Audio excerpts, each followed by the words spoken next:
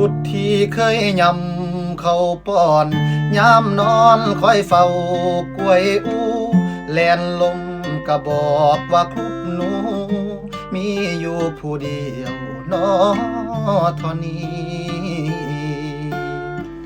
เป็นหมอยามเฮาเจ็บไข้เป็นครูสอนให้ไฟดีเป็นพระยามเฮายานผีคือหนึ่งนารีที่สื่อว่าแม่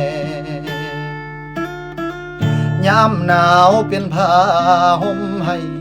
ยามฮ้อนเคยพัดปาดเป่าลูกให้ก็คอยโอ้เอาย้อนเจ้านั้นคือหักแท้เบิดในโจกโลกฟ้าสิหาได้เท่าทัดเทียม